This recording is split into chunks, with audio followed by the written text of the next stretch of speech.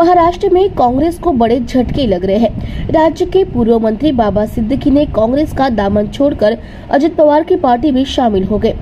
वहीं पूर्व मुख्यमंत्री अशोक चव्हाण ने भी पार्टी से इस्तीफा दे दिया।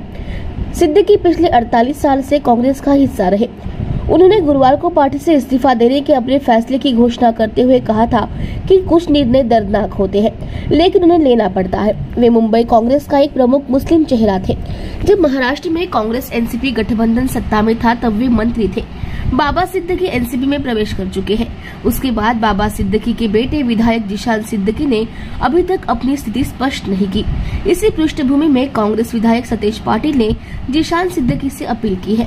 सतेज पाटिल ने जिशान सिद्दीकी से पुरानी बातें भुलाकर कांग्रेस के साथ बने रहने की अपील की है। नाही, मला वाटते सत्तेत असल्यानंतर एखाद्या मतदारसंघामध्ये काही तांत्रिक अडचणी येतात।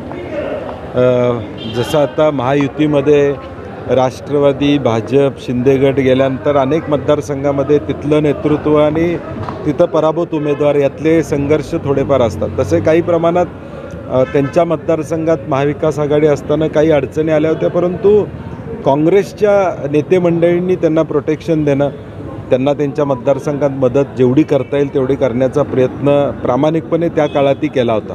आणि म्हणून आमची अपेक्षा आज देखील आहे की या सगळ्या गोष्टीवर पडदा टाकून निदान जिशाननी आपली भूमिका काँग्रेसबरोबर ठेवावी अशी आमची अपेक्षा असणार। जिशान सिद्दीकीने अद्याप तसा कोणताही निर्णय घेतला नाही, म्हणून नाराजी व्यक्त केली नाही। म्हणून पक्षांतर्गत नाराजी व्यक्त करायला हरकत नाही।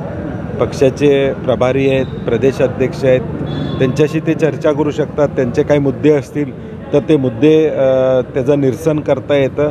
आणि म्हणून मला वाटतं जिशान तरुण आमदार आहे महाराष्ट्रातला सगळ्यात काँग्रेस पक्षाचा, आणि जो मतदारसंघाचं पुरोगामी चित्र जे आहे ते काँग्रेसच्या विचाराचा तो मतदारसंघ आहे। आणि मला वाटत नाही की जिशान असं पाऊल टाकेल की या काँग्रेसच्या विचाराचा मतदारसंघ सोडून दुसरीकडे जायचं, असं करणार नाही अशी आम्हाला खात्री आहे। लोकसभा निवडणूक